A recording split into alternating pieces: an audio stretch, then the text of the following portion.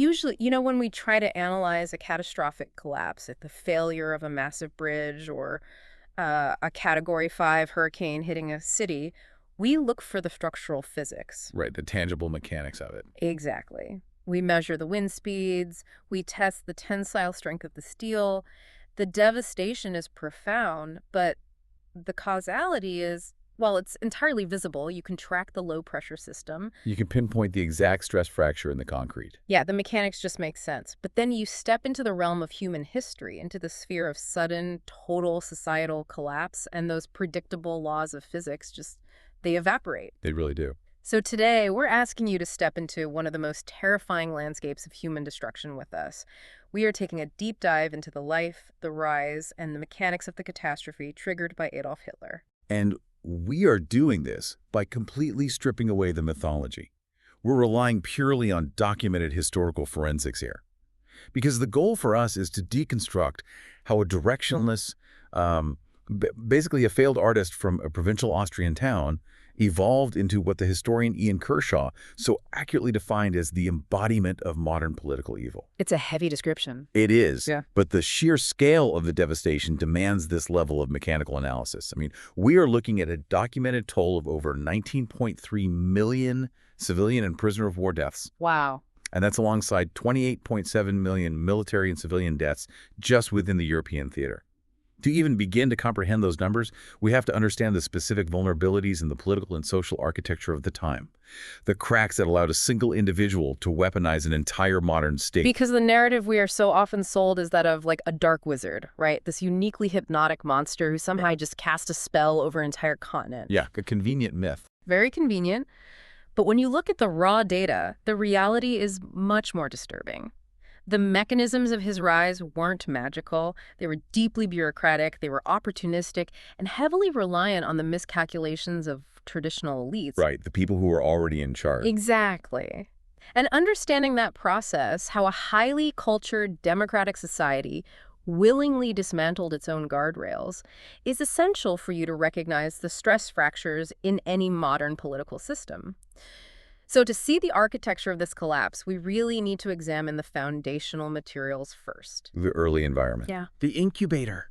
Starting with a family background that is, honestly, aggressively mundane, despite all the massive legends built around it. It's staggering, really, the contrast between the mundane reality of his origins and that grand Aryan mythology he later constructed. Right. I mean, he was born in 1889 in Braunau am Inn in Austria. And his family background was just a tangle of rural obscurity. Total obscurity. His father, Alois, was illegitimate and for decades went by his mother's surname, Schickelgruber. Which is quite a name. It is. And it wasn't until much later that the name was formally altered to Hitler, or Heidler, which etymologically likely just meant something as unremarkable as, one who lives in a hut. Wow. So the whole foundation of his family was just steeped in this petty bourgeois aspiration and provincial secrecy, which, of course, created incredibly fertile ground for later historical rumors. Oh, absolutely. And one of those rumors became incredibly persistent, the so-called Frankenberger thesis, because for decades there was the psychological desire to find a hidden, ironic reason for his virulent anti-Semitism. Right, to make it make sense somehow. Yeah, exactly. And the claim, which was actually propagated by his own former lawyer and Nazi official Hans Frank while he was awaiting execution at Nuremberg, was that Hitler actually had Jewish ancestry. Which is just wild when you think about it. Totally wild. The story went that Alice's mother worked for a Jewish family in Graz, and that a 19-year-old named Leopold Frankenberger was the actual father of Alois. It's a fascinating historical rumor, just because it speaks to our collective need to rationalize the irrational. It really does. The psychological function of that rumor is profound. I mean, Hans Frank was basically trying to make sense of the abyss he had willingly stepped into. But the historical documentation is just ruthless to this theory. How so? Well, first, extensive archival research proved that no family named Frankenberger was even registered in Graz during the period in question. Oh, really? Yeah, Jews had actually been expelled from that specific region centuries earlier and hadn't formally returned. But the absolute finality of this came incredibly recently. In 2025, Right. Turi King, a geneticist who was renowned for her work on historical DNA, conducted a definitive analysis. She obtained biological material blood from the fabric of a sofa preserved from Hitler's study. Wait, literally blood from his sofa? Literally from the sofa, yeah. And by comparing the Y chromosome profile against a confirmed living male line relative, the study conclusively proved there was zero Jewish ancestry through his paternal line. The rumor is a complete fabrication. So if we strip away all these secret origin stories, we're really just left with a very standard, albeit highly toxic domestic dynamic. Yeah, a very unhappy home. You have Alois Hitler, who had clawed his way out of rural illegitimacy to attain a respected position as a civil servant in the Customs Bureau. He demanded absolute obedience. He expected his son to follow his precise career trajectory. And you have a young Adolf who is deeply resistant. Right. He harbors these grand delusions of becoming an artist. And the rebellion wasn't ideological at this point. It was just a stubborn teenager refusing to conform. He intentionally tanked his grades at the technical school, the Realschule in Linz. He was operating under the assumption that if his academic record was disastrous enough, his father would have no choice but to let him abandon the civil service path. It's basically a clash of two immovably stubborn wills. Alois responded to the rebellion with physical beatings, and the son responded by retreating inward, cultivating this sullen, detached narcissism. Just totally shutting down. Yeah. And this internal isolation only deepened after the sudden death of his younger brother Edmund. Then, when Alois unexpectedly died in 1903, the primary obstacle in the young man's life was gone. But so was any structural discipline. Right. His academic performance completely disintegrated. He left school without any formal qualifications, and he drifted. And this aimless drifting inevitably funneled him toward the cultural and imperial center of the region, Vienna. Right, Vienna, which in the early 20th century is often romanticized as the shining capital of art and intellect, the city of Freud, of Mahler. So in 1907, he arrives, living on orphans' benefits and financial support from his mother, and he applies to the prestigious Academy of Fine Arts, Vienna. Right. The narrative hinge here is famous, right? He is rejected. Not once, but twice. The examiners note he lacks talent for painting heads and suggest architecture instead. But because of his intentional failure at the Realschule, he doesn't have the high school credentials to even apply for architecture. He shot himself in the foot. Completely. Then his mother succumbs to breast cancer. By 1909, the safety net is completely gone. He ends up destitute, moving through homeless shelters, essentially operating as a street vendor. He's painting and selling cheap watercolors of Vienna's architectural landmarks just to scrape by. The psychological impact of those rejections really cannot be overstated. I mean, he arrived in Vienna fully believing he was a genius, destined for greatness. And the institutional authorities of the city definitively told him, no, you are mediocre. That's a huge blow. Huge. That level of narcissistic injury requires a scapegoat, and Vienna provided a buffet of scapegoats. Beneath all that cosmopolitan veneer, the city was a boiling cauldron of ethnic tension. It was the capital of a multi-ethnic empire that was basically tearing itself apart with competing nationalism. Yeah. The streets were flooded with intense pan-Germanism, deep-seated anti-Slavic paranoia, and this highly organized, politically weaponized anti-Semitism. And the political mechanics of Vienna are so critical here. He wasn't just passively absorbing racism. He was observing a masterclass in populist manipulation. You have figures like Mayor Karl Lueger. Right, exactly. Lueger wasn't necessarily driven by a blind, irrational hatred in his private life, but he was a brilliant, cynical political operator. He recognized that the lower middle class was terrified of economic displacement, terrified of industrialization, and terrified of the influx of Eastern European Jewish immigrants. All those anxieties. Yes, and Lueger synthesized all those complex socioeconomic anxieties into a single, easily digestible target. He used anti-Semitism as an electoral battering ram to win the mayoralty. And Hitler is watching this. He is seeing the raw, functional utility of directing mass anger at a minority. He was observing the architecture of demagoguery firsthand. He was reading these fringe pamphlets that warned of racial dilution. And he was idolizing hardcore German nationalists like Georg Ritter von Schonerer, who advocated for the violent destruction of the Habsburg monarchy in favor of a pure German empire. Yeah. But the historical record actually provides a fascinating contradiction regarding this period. While he later claimed in Mein Kampf that Vienna forged his ironclad anti-Semitism, the reality of his day-to-day survival tells a very different story. Okay, let's unpack this for a second, because the business records from his time in Vienna present a massive paradox. To survive, he had to sell his watercolors, right? Yes. The historical evidence shows that his primary business partner, a man who actually helped him secure a relatively steady income, was a Jewish glazier and frame dealer named Samuel Morgenstern. Exactly. Furthermore, many of the clients who purchased these paintings of Viennese architecture were Jewish professionals. He maintained seemingly cordial, functional relationships with the very people he was theoretically learning to despise. Yeah, and the debate among historians regarding this contradiction is intense. Was the genocidal anti-Semitism fully formed in the homeless shelters of Vienna? Or was it retroactively amplified in his autobiography to create a clean, consistent political origin story? A narrative he could sell. Precisely. The consensus, championed by historians like Richard J. Evans, suggests that while Vienna planted the toxic seeds, exposing him to the vocabulary of race theory and the tactics of populist hatred, he was not yet a politically active radical. He was still just a bitter, isolated drifter. The ideas were latent. They required an external shock of unimaginable magnitude to catalyze them from abstract prejudices into an active, murderous worldview. And that catalyst arrives in August 1914, the outbreak of the First World War. Now, he had relocated to Munich, Germany in 1913, basically dodging the Austrian military draft because he refused to serve in a multi-ethnic army alongside Slavs and Jews. Right. But when war is declared, he immediately volunteers for the Bavarian army.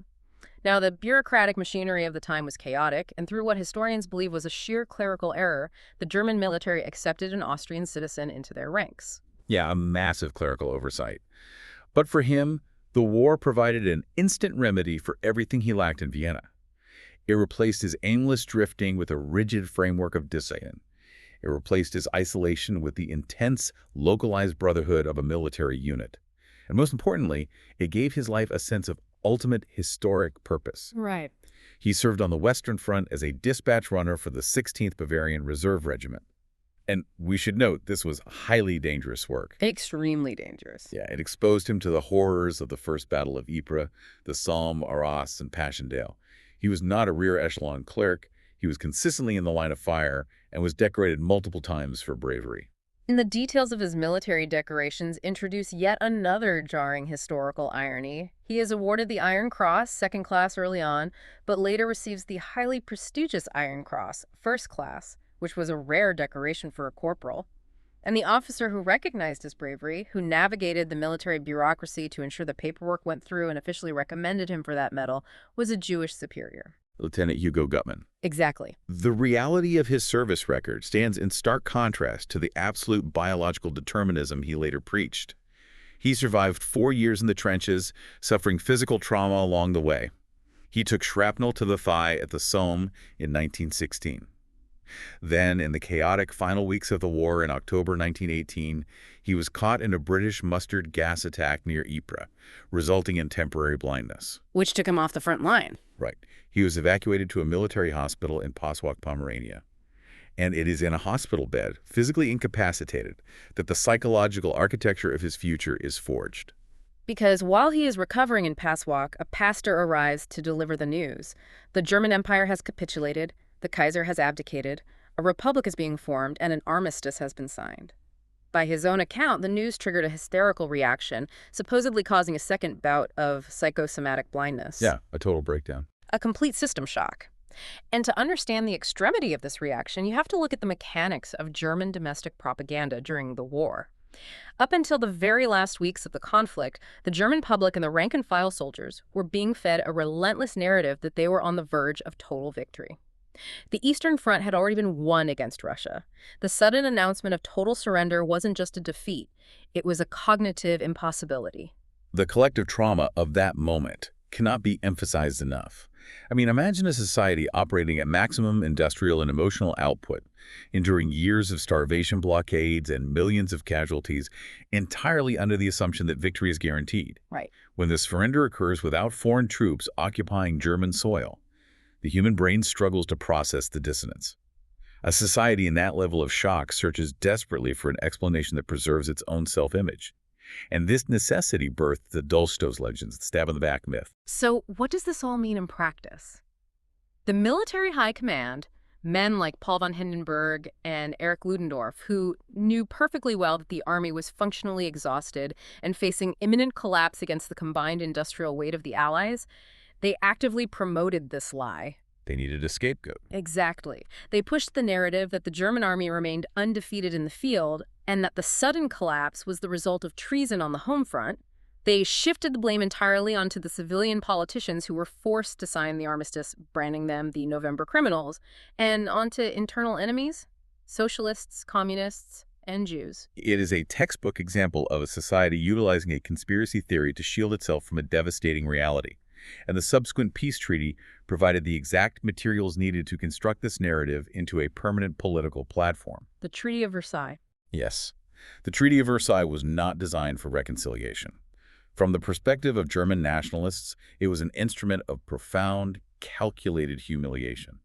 It severed a tenth of Germany's territory, effectively dismantled its military capabilities, and imposed a crushing schedule of economic reparations. But the psychological linchpin of the treaty, the mechanism that provided the most explosive ammunition, was Article 231, the War Guilt Clause. The Allied powers forced the new German civilian government to legally accept total, solitary moral responsibility for the outbreak of the global conflict. Which is devastating. Devastating when you force a traumatized, economically broken nation to sign a document declaring that the millions of sons and fathers they just buried died for a criminal enterprise. You are basically handing a loaded weapon to any demagogue willing to exploit that grievance. And he was more than willing. Hitler returns to Munich in 1919. The city is a volatile powder keg of revolution and counter-revolution. It's bouncing between a short-lived Soviet republic and right-wing paramilitary control. He remains on the payroll of the military, now serving as an intelligence agent, a Verbindungsmann. A spy, basically. Basically. Yeah. The military command is terrified of communist uprisings and tasks him with infiltrating and reporting on the myriad of fringe, radical political parties springing up in the beer halls. So in September 1919, he is dispatched to monitor a tiny, seemingly insignificant group called the German Workers' Party, the DAP. And the intelligence asset goes native. He attends a meeting, listens to a speaker propose that Bavaria should break away from Germany, and he just snaps. He stands up and delivers a spontaneous, furious rebuttal that completely mesmerizes the room. The party chairman, Anton Drexler, is so impressed by his rhetorical aggression that he invites him to join. And he becomes a member 5555. Right. Which was a number artificially inflated by starting the registry at 500 to make the group appear more substantial. He steps into this tiny political vacuum, and within months, his skills completely eclipse the founders. He brings a terrifying new methodology to the group. He recognizes that dense political theory doesn't move crowds. Visceral emotion does. He aggressively rebrands the organization into the National Socialist German Workers' Party, the NSDAP, adopting a platform that fuses extreme nationalism with anti-capitalist, anti-Semitic populism. He personally designs the iconography, too. Yeah, he recognized the psychological power of visual branding, creating the stark red, white, and black swastika flag. But his true weapon is his voice. His voice. The historical accounts of his early speeches describe something highly disturbing. A writer named Friedrich Reck Melchiwen documented observing an early rally. He didn't describe a statesman laying out policy. He described a man bellowing at the audience, sweating profusely, working himself into a frenzy until the crowd felt a profound sense of dismay. Yeah, Reck Melchiwen compared the experience to the feeling you get when you are trapped in a train compartment and suddenly realize the person sitting across from you is deeply psychotic. Wow. Yet for thousands of disaffected veterans and economically ruined middle-class citizens, that unhinged bellowing was a perfect mirror for their own internal rage. He validated their victimhood. He told them their poverty wasn't a complex macroeconomic failure, but the deliberate result of a Jewish Marxist conspiracy. It's an easy answer. Exactly.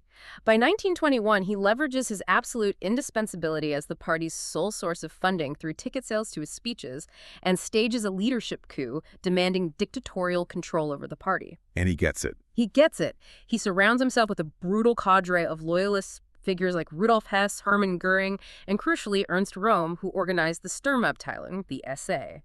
That was a paramilitary force of brown-shirted thugs designed to violently dominate the streets and crush opposing political meetings. The rapid influx of crowds and street power creates a massive surge of hubris. In late 1923, the German economy is in free fall due to the hyperinflation crisis. Money is literally worthless. Looking south, he sees the blueprint of Benito Mussolini, who had successfully marched on Rome a year earlier and bullied the Italian king into handing over power. So he thinks he can do the same. Right. Believing the Bavarian government is weak and ready to fall, he decides to bypass the slow work of politics and seize the state by force. He enlists the deeply respected WWI Quartermaster General Erich Ludendorff, hoping the military will refuse to fire on a national hero. But the resulting beer hall putsch in November 1923 is a mechanical failure on every level. He storms a political gathering in a Munich beer hall, fires a pistol into the ceiling, and attempts to bluff the local Bavarian leadership into joining a national revolution. But the state apparatus does not fold. No, they push back. When the Nazis marched through the streets the following morning, police and military units block their path at the Odeonsplatz. The tension breaks. Gunfire erupts. 14 Nazis and 4 police officers are killed instantly. Hitler is dragged to the ground, dislocating his shoulder, and flees the scene. The coup collapses in minutes. He is subsequently arrested and charged with high treason. Now think about this. A violent insurrectionist stages an armed attack against the state, resulting in dead police officers. In any functioning judicial system, this man disappears into a maximum security prison for decades or faces execution. The movement should have died in the street. Absolutely. But the specific vulnerabilities of the Weimar Republic's institutions become glaringly apparent here. The judiciary was largely staffed by conservative holdovers from the old imperial era. They deeply despised the democratic republic they were employed to protect, and they openly sympathized with right-wing nationalist violence. What's fascinating here is how the trial of 1924 is the turning point where a localized Bavarian extremist is transformed into a national figure. The sympathetic judges allow him to turn the courtroom into a theatrical stage. Instead of defending himself against the charge of treason, he admits to it. He owns it. Yeah, he frames it as an act of supreme patriotism, arguing the real traitors were the democratic politicians who signed the Versailles Treaty. The press syndicates his speeches across the country. The judges are so moved by his nationalism that they hand down an absurdly lenient sentence, 5 years in a fortress at Landsberg prison. And the conditions of this imprisonment are essentially a bizarre political retreat. Yeah. He serves just over a year. He has his own comfortable room, a scenic view. He receives a constant stream of visitors and reads fan mail. And it is during this confinement that he dictates the first volume of Mein Kampf to his deputy, Rudolf Hess. The book lays out the unvarnished blueprint, the obsessive biological anti-Semitism, and the geopolitical absolute necessity for Lebensraum, the conquest of living space in Eastern Europe and Russia. So it's basically like a failed startup pivoting its business model. That's a great way to put it. The prison sentence forces a profound tactical realization. The mechanical failure of the putsch proved that the modern state possesses a monopoly on violence. You cannot overthrow the state through an armed frontal assault. The police and the army will always outgun you. So he decides he has to use the democratic system to destroy the democratic system. The strategy shifts from armed revolution to legal subversion. He determines he must organize a massive, legitimate political party, compete in elections, get inside the machinery of the legislative branch, and then legally legislate the democratic system out of existence. This strategic realization set the stage for a much more insidious, pseudo-legal takeover of Germany, which was supercharged by a global economic collapse. He is released in late 1924, expecting to easily restart his momentum. But the macroeconomic climate has shifted. The Weimar government has stabilized the currency. American loans through the Dawes Plan are flowing into the country. Things are looking up. The economy is functioning, employment is up, and consequently, the public appetite for radical extremism plummets. He legally reconstitutes the party, officially agreeing to respect the authority of the state. In the national elections of 1928, the Nazi Party performs abysmally, securing a mere 2.6% of the vote. They are a loud, violent, but statistically irrelevant fringe group. The strategy of legal subversion requires a crisis, and they have to wait. And that waiting ends abruptly in October 1929. The collapse of the New York Stock Exchange sends a massive shockwave through the highly leveraged global financial system. The American loans that were propping up the German economy are instantly recalled. The Weimar Republic is plunged into a catastrophic depression. Industrial production collapses, major banks fail, and unemployment skyrockets, eventually reaching 6 million people. The structural flaws of the Weimar Constitution now become fatal. The parliament, the Reichstag, fractures into heavily polarized extremes. The center ground collapses. You have massive blocks of communists on the far left and Nazis on the far right, neither of whom will cooperate to pass a budget. The democratic machinery grinds to a halt. The moderate chancellors are completely paralyzed. To keep the state functioning, the government resorts to a constitutional bypass mechanism, Article 48. Article 48 is the equivalent of an administrative backdoor hard-coded into an IT Yeah, system. fail-safe. Right. The framers of the Weimar Constitution included it as a failsafe, allowing the president to issue emergency decrees with the force of law, bypassing the parliament entirely in times of extreme national crisis. But under Chancellor Heinrich Brüning, and later Franz von Papen and Kurt von Schleicher, this emergency backdoor becomes the standard operating procedure. Because Parliament is gridlocked. Exactly. Because the parliament is deadlocked, the president, the aging WWI Field Marshal Paul von Hindenburg, signs decree after decree. They normalize the practice of ruling by executive fiat. This raises an important question. The psychological barrier against authoritarian rule is eroded well before Hitler even gets close to the chancellery. And the Nazis weaponized the economic despair brilliantly. They campaign relentlessly, promising bread, promising jobs, promising the complete destruction of the Versailles Treaty. They strip away the complex, terrifying reality of a global macroeconomic collapse and replace it with simple, targeted hatred. The electoral shift is staggering. From that 2.6% in 1928, they surged to 18.3% in the September 1930 elections, becoming the second largest party in the state. The momentum just continues to build. In 1932, Hitler runs directly for the presidency against Hindenburg, and he fundamentally revolutionizes modern political campaigning. He utilizes an airplane to fly across the country, delivering multiple speeches a day in different cities, operating under the highly modern dynamic slogan, Hitler over Germany. Very innovative for the time. Very. He loses the presidential race to the incumbent, but he secures over 35% of the national vote. The Nazi Party is now a massive, undeniable political bloc, and the traditional conservative elites are terrified of a communist revolution. Which brings us to one of the most fatal miscalculations in human history. The government is entirely gridlocked. The traditional aristocratic conservatives, led by figures like Franz von Papen, look at the parliamentary math. They absolutely despise Hitler on a personal and class level. They view him as a vulgar, uneducated, provincial rabble-rouser. But they look at his massive voter base, and they look at the thousands of SA paramilitaries controlling the streets. And they think they can use him. Yes, they make a cynical, catastrophic assumption. They believe they can harness his popularity to crush the communists while simultaneously controlling his radical impulses. It's basically like inviting a tiger into your house because you think you can use it to catch mice. That's perfectly put. The hubris of the conservative elite is the mechanism that hands him the state. Papen goes to President Hindenburg, who also deeply dislikes Hitler, and proposes a deal. They will appoint Hitler as chancellor, but they will fence him in. Out of a cabinet of 11 ministers, only 3 will be Nazis. The rest will be traditional conservatives. Papen assures Hindenburg that within 2 months, they will have pushed Hitler into a corner so hard he'll be squeaking. Wow. They operate on the assumption that the heavy bureaucratic responsibilities of high office will inevitably domesticate the radical. So they intentionally installed a malware program into the operating system of the state, assuming they could keep it isolated in a sandbox. On January 30th, 1933, Adolf Hitler is legally sworn in as Chancellor of Germany, and he immediately breaks out of the sandbox. He utilizes his constitutional power to demand new parliamentary elections for early March, seeking an absolute majority to formally alter the Constitution. The SA is unleashed, brutally suppressing political opposition in the streets. But the defining shock event occurs just days before the election. On February 27, 1933, the Reichstag building, the physical symbol of German democracy, is set on fire. The fire was allegedly set by a Dutch communist, Marinus van der Loop. Historians continue to debate whether he acted alone, but the immediate response is what matters mechanically. Hitler and his new Minister of the Interior, Hermann Göring, instantly weaponized the burning building.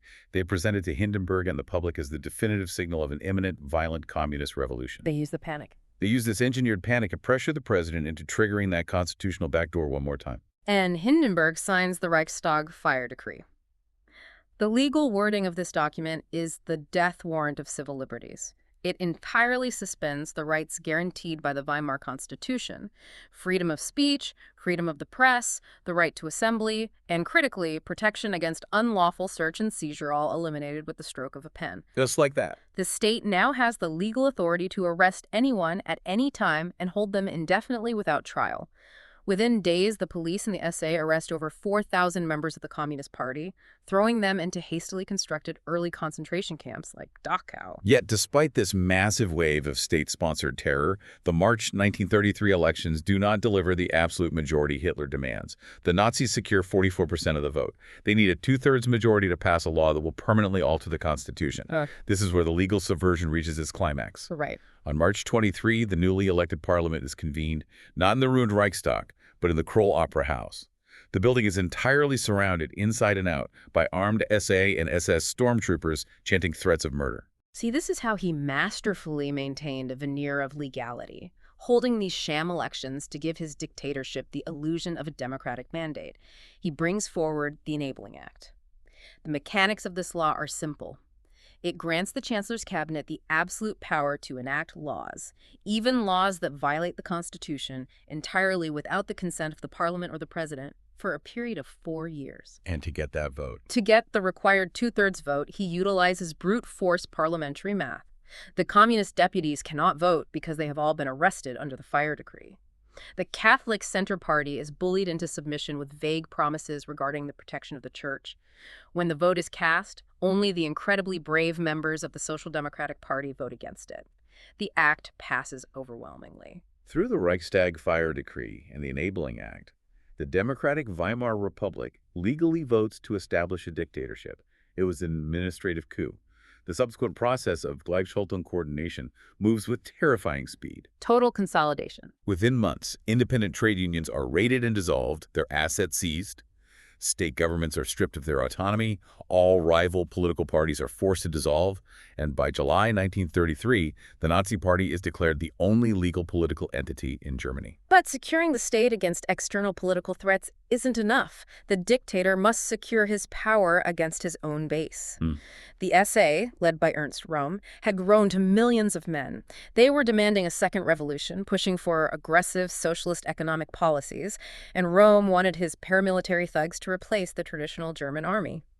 The aristocratic generals and the industrial elites who funded the state were deeply alarmed. They communicate to Hitler that if the SA isn't brought to heel, the military might intervene. Hitler responds with a surgical extrajudicial purge. Over a weekend in the summer of 1934, known as the Night of the Long Knives, the SS, the elite vanguard loyal only to him, assassinates Röhm and the senior leadership of the SA. He just wipes them out. He uses the chaos to settle old scores, murdering conservative critics, former chancellors like von Schleicher, and anyone who had crossed him in the past.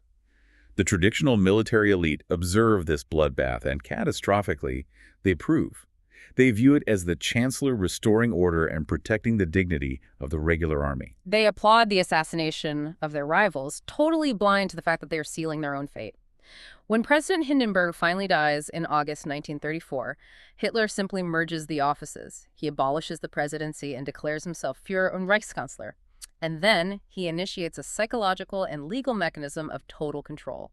He alters the military oath. This is crucial. The armed forces no longer swear allegiance to the Constitution or to the abstract concept of the German nation. Every single soldier is required to swear an oath of unconditional personal obedience directly to the name, Adolf Hitler.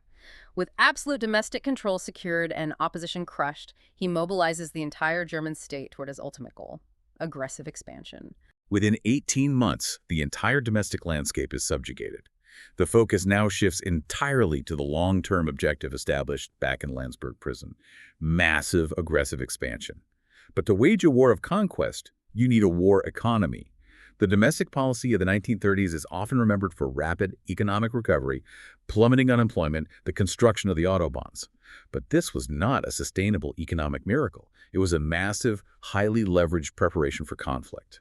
The financial engineering required to pull this off is a masterpiece of deception. He appoints Hilmar Schacht, a brilliant conservative economist, to finance the rearmament program. The Treaty of Versailles strictly limits German military spending, and the government doesn't have the cash anyway. So Schacht invents a massive shell game. He creates a dummy corporation called the Metallurgische Forschungsgesellschaft, the Metallurgical Research Corporation, or MEFO. The mechanism of the MEFO bills is ingenious and entirely fraudulent. The state orders weapons from industrial manufacturers like Krupp. But instead of paying with government funds, which would trigger inflation and alert international observers to the massive military buildup, the government pays the manufacturers with promissory notes. MAFO bills issued by this dummy corporation. So they're writing IOUs. Exactly. The German central bank secretly guarantees these bills. It allows the regime to spend billions on tanks, artillery, and aircraft entirely off the official ledgers. They are essentially funding the creation of a massive war machine using a national credit card hidden in a fake name. To keep the economy from overheating, they supplement this hidden debt by violently seizing the assets and businesses of the Jewish population and political prisoners. To the average citizen, the factories are humming, there is food on the table, and national pride is restored. But beneath the surface, the state is hurtling toward a cliff. The MAFO bills eventually have to be paid. The economy is structured in such a way that it requires the plundering of foreign resources just to avoid national bankruptcy. And diplomatically, he masks this aggressive trajectory with a highly sophisticated dual-track foreign policy. Publicly, he delivers passionate speeches to the international community, lamenting the horrors of WWI and declaring his absolute desire for European peace. He uses the rhetoric of self-determination to justify every aggressive move. But behind closed doors, the mechanics of his intent are explicitly clear. What happens behind closed doors? In November 1937, he summons his military chiefs and foreign minister for a secret conference. The notes from this meeting, recorded by Colonel Friedrich Hausbach, expose the unvarnished reality. Hitler explicitly states that the German economy requires Lebensraum in the East, that peaceful expansion is impossible, and that the military must be prepared to wage a war of conquest no later than 1943. He tests the international waters systematically, probing the architecture of the Versailles Treaty to see if the Allies will enforce it. He announces the existence of the Luftwaffe. He radically expands the size of the army. In 1936, he orders troops to march into the demilitarized Rhineland. This is a massive gamble. The German military at this point is relatively weak. If the French army had mobilized in response, the German forces had secret orders to immediately retreat. But the French do nothing. The British do nothing. They just let it happen. They issue diplomatic protests, but they lack the political will to enforce the treaty through military action. The psychological dynamics of the Western democracies play perfectly into his hands. Britain and France are deeply traumatized by the carnage of the First World War. Their electorates have zero appetite for another conflict over what appear to be territorial technicalities. They adopt the policy of appeasement, operating on a fundamental misunderstanding of his psychology. They believe that if they can just address his seemingly rational grievances regarding ethnic Germans living outside the borders, he will eventually be satisfied and integrated back into the international system. That fatal misunderstanding culminates in 1938. First, he achieves the Anschluss, the annexation of Austria, absorbing his homeland into the Reich without firing a shot. The international community watches and shrugs.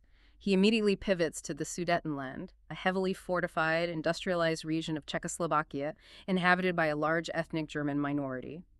He utilizes local proxy leaders to orchestrate violent clashes, creating a synthetic crisis. He threatens imminent military invasion if the territory is not ceded to Germany. The prospect of a European war terrifies the Allied leadership. In September 1938, British Prime Minister Neville Chamberlain, along with the leaders of France and Italy, fly to Munich to negotiate directly. They deliberately exclude the Czechoslovakian government from the room. Desperate to avoid conflict, they sign the Munich Agreement, legally partitioning a sovereign nation and handing the Sudetenland directly to Hitler.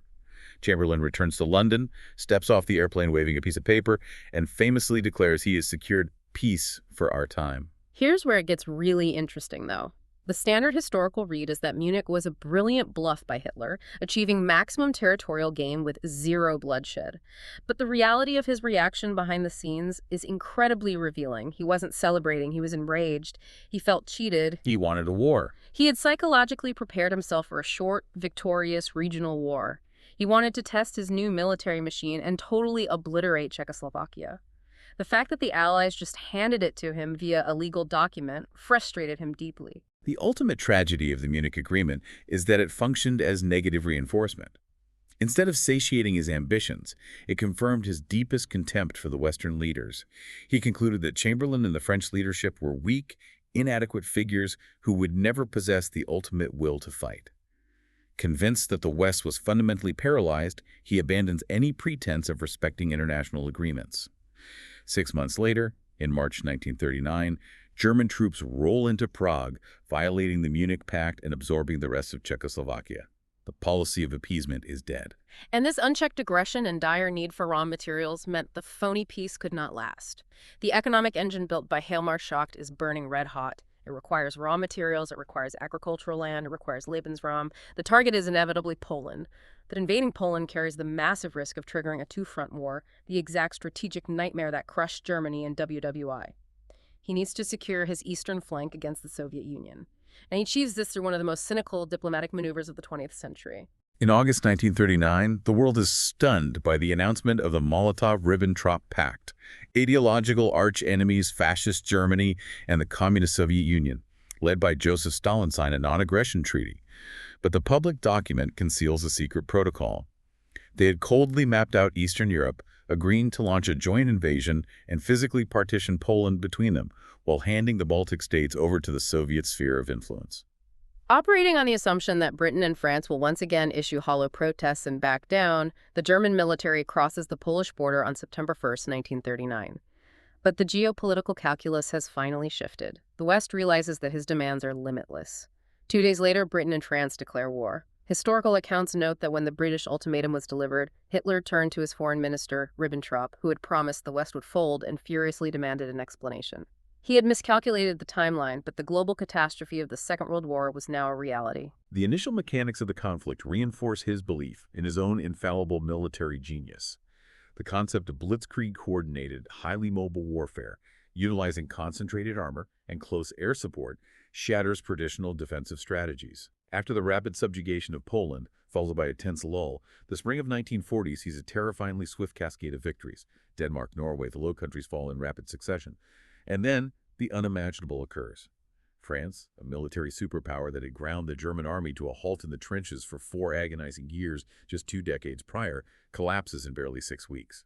The psychological impact of the fall of France on the German domestic population is absolute. He forces the French to sign the armistice in the exact same railway carriage where the German surrender was signed in 1918. He is filmed dancing a slight jig in front of the Eiffel Tower. He has completely avenged the humiliation of Versailles. Inside Germany, his popularity reaches a level of near-religious adoration. But across the Channel, Winston Churchill and the British refuse to negotiate. When the Luftwaffe fails to gain air superiority over the UK during the Battle of Britain, preventing a naval invasion, the strategic timeline stalls. Frustrated by the inability to crush Britain, he makes the most consequential strategic decision of the war.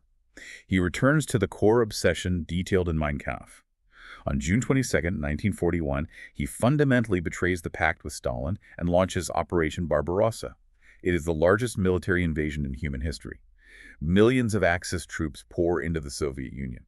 The stated goals are vast: seize the immense agricultural resources of the Ukraine, secure the oil fields of the Caucasus, conquer the Lebensraum, and wage an ideological war of annihilation against what he termed Judeo-Bolshevism. He attacks a vast continental empire, opening up a horrific Eastern Front. And then, mere months later, in December 1941, following the Japanese attack on Pearl Harbor, he makes a completely unforced error. He is under no treaty obligation to do so, but he voluntarily declares war on the United States. I look at the strategic map at this point, and it defies logic. It's the equivalent of a gambler who has won a few incredibly risky hands at the blackjack table, becomes totally intoxicated by his own perceived invincibility, and decides he is going to bet his entire life savings against the casino itself. Yeah, a massive, arrogant overreach. The industrial capacity of the U.S., combined with the manpower of the Soviet Union and the geographic isolation of the British Empire, means the structural math of the war is entirely against Germany. Why does the highly trained, aristocratic German military high command acquiesce to this? It requires examining the profound shift in his leadership structure. In the early stages of the war, he had frequently overruled the cautious advice of his professional generals, such as attacking through the Ardennes forest into France, and he had been spectacularly right. This bred a toxic dynamic. He became completely convinced that traditional military strategy was obsolete, and that his personal willpower was the only decisive factor in combat. It went to his head. Completely. Following a minor setback outside Moscow in late 1941, he purges the high command and officially appoints himself commander-in-chief of the army. The professional generals, bound by their personal oath to him, terrified of the Gestapo, and intellectually compromised by their complicity in early victories, surrendered their strategic independence. But sheer willpower cannot alter physics, supply lines, or the Russian winter. The Red Army absorbs the initial devastating blows and begins to counterattack. By late 1942, the momentum violently reverses. The German forces are pushed out of North Africa. But the defining mechanical failure occurs on the Volga River at the city of Stalingrad. Stalingrad is where the psychological inflexibility of his leadership style creates a massive military catastrophe. The German Sixth Army becomes trapped within the ruined city, encircled by a massive Soviet counteroffensive. Professional military doctrine dictates an immediate tactical retreat to preserve the army. But Hitler, operating purely on prestige and an obsessive refusal to yield ground, issues a rigid stand-and-fight order. He just won't let them retreat. He absolutely forbids the army from attempting a breakout. The result is total annihilation. Over 200,000 Axis soldiers die from combat, starvation, and freezing temperatures. The subsequent surrender of the survivors destroys the myth of German invincibility. Following the massive armor defeat at Kursk a few months later, the Eastern Front becomes a slow, grinding, inevitable retreat. As the military situation deteriorates, the erratic nature of his command becomes so dangerous that elements within the German military hierarchy realize that continuing to follow him guarantees the total physical destruction of the nation. This culminates in the July 20 plot of 1944. Colonel Claus von Stauffenberg smuggles a briefcase bomb into the Wolf's Lair military headquarters. The physical architecture of the room, a heavy oak conference table, absorbs the blast, and Hitler survives with minor injuries. The resulting paranoia triggers a massive purge. Thousands are executed, and the military is completely stripped of any remaining institutional independence. Yet, while this conventional military war is being lost on the fronts, we must analyze the parallel, infinitely darker operation being executed behind the lines. The Holocaust. The Holocaust was not an accidental byproduct of the conflict. It was the chilling logistical realization of the core ideology. The military war provided the chaos, the territorial expansion, and the fog of conflict necessary to implement a genocide of unprecedented scale. The systematic murder of approximately 6 million European Jews, alongside millions of Romani people, Soviet POWs, the disabled, and political dissidents. The mechanics of the Holocaust are defined by cold, bureaucratic precision. We look at the General Plan Ost and the Hunger Plan strategic directives that calculated not just the displacement, but the intentional starvation of tens of millions of Slavic civilians in Eastern Europe to clear the land for German colonization. We look at the Wannsee Conference in 1942, where highly educated civil servants sat around a table coordinating the railway logistics of the final solution. We look at the Einsatzgruppen, the mobile SS death squads operating behind the advancing army, and the ultimate horror of the industrialized extermination camps like Auschwitz and Treblinka. But a question often arises regarding the bureaucratic paper trail. People point out that Hitler rarely issued direct, written orders explicitly commanding the mass murder.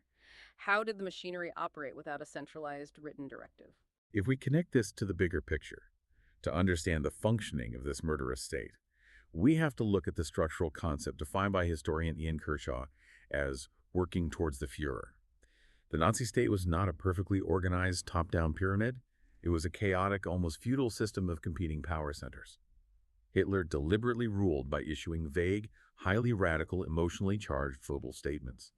Subordinates like SS Chief Heinrich Himmler, Reinhard Heydrich, or regional leaders like Arthur Greiser were locked in a perpetual vicious competition for his favor. They would interpret his hateful rhetoric as a mandate, devise radical policies to fulfill what they perceived to be his ultimate wish, and execute them ruthlessly. It's a mechanism of competitive sycophancy. I grapple with the sheer scale of the horror, and I have to push back on the idea that Hitler was disconnected from the atrocities just because he didn't visit the camps. He didn't need to sign a comprehensive piece of paper. He had already provided the undeniable green light. In a speech to the Reichstag in 1939, he publicly prophesied that if an international war broke out, it would result in the annihilation of the Jewish race in Europe. And when the logistical questions arose during the war, his verbal directives were explicit enough. When Himmler asks him in 1941 what exactly to do with the Jewish populations in captured Russian territories, Hitler's documented response is to exterminate them as partisans. The Israeli historian Yehuda Bauer identifies that verbal exchange as the crucial trigger. Exactly that dynamic drove the escalation. The Holocaust was the product of a leader projecting an aura of uncompromising radicalism and a vast bureaucracy competing to turn that radicalism into horrific reality. To fully comprehend how such a massive genocidal state functioned, we must examine the bizarre managerial style and the deteriorating psychology of the man at the center of the web during the final years. You would naturally assume that a totalitarian dictatorship requires an intensely focused, hyper-organized executive at the helm. But his managerial style, the Führer principle, the leader principle, was structurally designed to foster administrative chaos. He demanded absolute obedience, but he deliberately assigned overlapping jurisdictions to his subordinates. He intentionally created a toxic, Darwinian administrative environment. For example, in occupied Poland, you had SS leaders like Himmler and regional governors like Arthur Greiser pushing for immediate, violent ethnic cleansing and mass deportations. Simultaneously, you had economic ministers like Hermann Goering and Hans Frank arguing that the Polish population should be kept alive temporarily as slave labor to support the war effort. Instead of resolving the policy conflict, Hitler allowed his deputies to fight it out amongst themselves, inevitably throwing his support behind whichever faction presented the most extreme, radical solution. It functions entirely like a pathological corporate culture where the CEO intentionally forces the executive board to constantly sabotage and undermine each other so no one can challenge the boss. The goal isn't efficiency. The goal is to ensure that no single subordinate ever accumulates enough stable power to challenge the central authority. He becomes increasingly isolated. His cabinet ceases to meet entirely after 1938. All administrative access to him is fiercely gatekept by his secretary, Martin Bormann. He disconnects entirely from the actual civilian governance of the state. His personal life reflects this same carefully cultivated, deeply abnormal control. Publicly, the propaganda machine portrays him as a monastic figure, a man completely celibate and married only to the destiny of Germany, sacrificing all personal joy for the nation. Privately, he maintains a long-term, highly concealed relationship with Eva Braun, a woman who is essentially hidden from the German public. And the emotional history contains intense darkness, notably the 1931 suicide of his much younger half-niece, Geli Robal, inside his Munich apartment, a deeply tragic event that historically suggests an incredibly controlling, toxic domestic dynamic. Even his relationship with religion is purely transactional and manipulative. In public speeches, particularly early on, he routinely praises German Christian heritage when he needs to placate the conservative voter base or the Catholic Center Party. But the historical records of his private conversations, known as the table talk, reveal a profound contempt. He views Christianity as an absurdity, fundamentally incompatible with his worldview. He criticizes its ethics of compassion and mercy as flabby, entirely opposed to his absolute belief in the brutal biological survival of the fittest. But the element that most mechanically accelerates the collapse of his decision-making in the final years is the severe pharmacology involved. Publicly, he is a rigid teetotaler, a vegetarian, a non-smoker, a man who rarely touches alcohol. But behind the closed doors of his quarters, he becomes entirely dependent on a massive, highly experimental regime of narcotics administered by his personal physician, Theodor Morell. Weighing in on this, you have to wonder, was his massive drug intake the cause of his erratic final decisions, or just an amplifier of his inherent narcissism? The medical logs of Theodor Morell are astonishing. He is injecting the dictator with a cocktail of up to 90 different medications and supplements. We are looking at regular, massive doses of Eucadol, which is a highly potent synthetic opiate, essentially oxycodone. He is receiving drops of liquid cocaine. He is taking barbiturates to sleep. But the most devastating component of the cocktail is the heavy reliance on Pervitin, a pharmaceutical-grade methamphetamine. By the time the war turns against him, the supreme commander of the German military is a fully functioning methamphetamine addict. The pharmacological impact on his military strategy is a crucial mechanism of the defeat. Albert Speer, his Minister of Armaments, explicitly noted how the massive drug intake paralyzed Hitler's ability to process reality. Methamphetamine induces a state of aggressive hyperfocus and extreme rigidity. It physically impedes the brain's ability to reassess a situation and adapt to negative information. When you combine amphetamine-induced inflexibility with his pre-existing profound narcissism and the undeniable reality that his armies are being destroyed, it perfectly explains the catastrophic no-retreat orders. He literally lacked the chemical capacity to pivot. By the end, the physical toll is obvious in the surviving newsreels. He is suffering from severe tremors, likely indicating the advanced onset of Parkinson's disease, hidden beneath a ruined posture. As the drugs took hold and the Allies closed in from all sides, the narrative moves to the literal and figurative dead end, the bunker beneath Berlin. The drugs strip away the final, thin layer of objective reality. The megalomania calcifies. It is late 1944. The strategic situation is definitively hopeless. The Western Allies have broken out of Normandy and are pushing toward the Rhine. The massive Soviet war machine is grinding relentlessly through Eastern Europe, rapidly approaching the German border. The cities are being systematically reduced to ash by strategic bombing. He attempts one last, mathematically impossible gamble. The Ardennes offensive, the Battle of the Bulge, stripping the eastern front of armor to try and break the American lines. It fails completely. By early 1945, the state is in the final stages of collapse, and it is here that the ultimate, darkest logic of his ideology turns inward on the very people he claimed to represent. In March 1945, recognizing that the military war is lost, he issues the Nero Decree. He orders a scorched earth policy, commanding the destruction of all remaining German industrial infrastructure, bridges, communication lines, and supply depots. The objective is to leave nothing but scorched rubble for the advancing Allies. The justification he uses for this order is the ultimate expression of a narcissistic collapse. He explicitly declares that the German nation has proven itself to be the weaker people in the struggle for survival against the forces of the East. Because they failed to secure the victory he demanded, they have forfeited their right to exist. The survival of the civilian population post-war is completely irrelevant to him. The ideology demands that if the state cannot conquer, it must be totally obliterated. Fortunately, Albert Speer recognizes the sheer insanity of the order and secretly travels the country countermanding it, preventing the mass starvation of the surviving populace. With his empire collapsing above him, Hitler retreats permanently into the Führer bunker, a reinforced concrete complex 30 feet beneath the gardens of the Reich Chancellery in Berlin. The atmosphere inside the bunker during those final weeks in April 1945 is a mixture of profound delusion and pathetic squalor. On April 20th, his 56th birthday, he emerges to the ruined surface one final time. In a scene that perfectly encapsulates the horror of his legacy, he pins iron crosses onto the uniforms of exhausted, terrified child soldiers of the Hitler Youth, who are being sent into the streets with anti-tank weapons to face the overwhelming armor of the Soviet Red Army. It's just a pathetic reality at the end. A dictator hiding underground, moving imaginary armies on a map. He returns underground, continually attempting to maneuver military units on a map, armies that have already been destroyed or simply exist only on paper.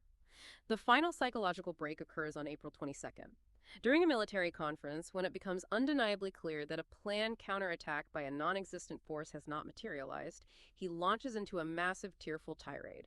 He screams at his remaining generals, denouncing their cowardice and treason.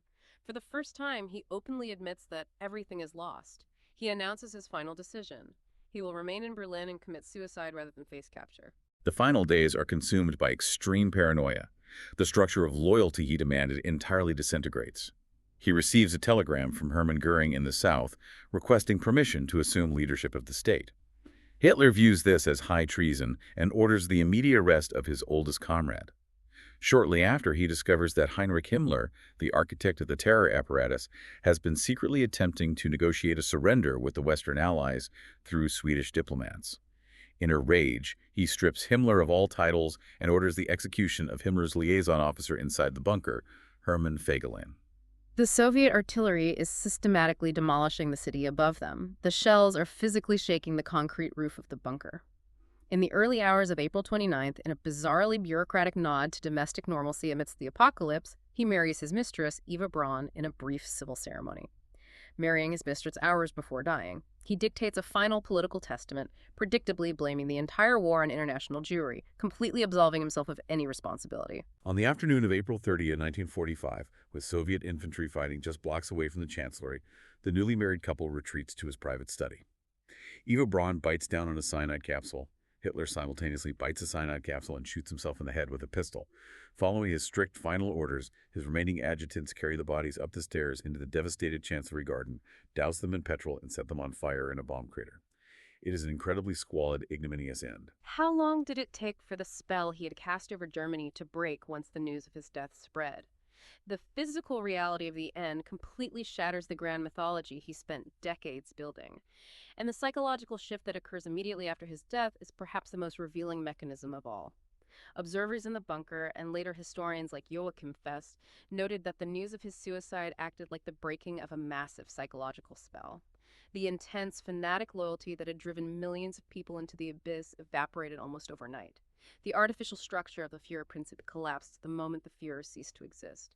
The remaining German population instantly pivoted from fanatical resistance to exhausted, apathetic survival. But the breaking of the spell did not repair the devastation. The legacy left in the wake of that bunker suicide is a continent systematically reduced to ruins. The economic infrastructure of Europe was pulverized. He left behind the permanent, horrifying trauma of the Holocaust, an industrial genocide that forever altered the moral landscape of humanity. Furthermore, his actions completely destroyed the old European political order. By initiating the conflict that drew the Soviet Red Army into the heart of Europe and the American military across the Atlantic, he essentially birthed the Cold War, violently splitting the globe into two armed camps for the next half-century. He was fundamentally a hollow man who figured out the specific mechanics required to harness the trauma of a society and direct it toward absolute destruction. And this brings us back to the core reason for undertaking this deep dive. The history we have traced today isn't simply an academic exercise about a unique monster acting in a historical vacuum. It is a detailed schematic of structural failure. It is a stark warning for you, the listener, about the mechanical vulnerabilities inherent in civil society. It demonstrates exactly how a democratic system can be legally dismantled when emergency powers are normalized. It shows what happens when a traumatized electorate allows its complex economic anxieties to be hijacked by demagogues offering simple, hateful scapegoats. And it reveals the fatal hubris of traditional political elites who mistakenly believe they can invite radical extremists into the halls of power and control them. The architecture of this collapse provides us with a critical lens for viewing our own era. The exact combination of the economic devastation of the 1920s, the psychological humiliation of a peace treaty, and the collective trauma of the First World War created the precise vulnerabilities required for that society to enthusiastically surrender its freedom. The question we must continually ask ourselves is, what collective traumas, what deep-seated economic anxieties, and what institutional stress fractures exist in our modern world today? Are our current democratic guardrails resilient enough, and are we vigilant enough to withstand the same populist manipulation if that pressure begins to build again? Because the most terrifying lesson of this history is that political collapse is not a sudden earthquake. The tectonic plates of a society do not shift on their own. They are pushed slowly, deliberately, through the exploitation of fear and the normalization of extreme rhetoric. And if we aren't paying close attention to the structural mechanics, if we aren't watching who is pushing the system and how they are doing it, we might not realize the foundation has been completely hollowed out until the roof is already caving in.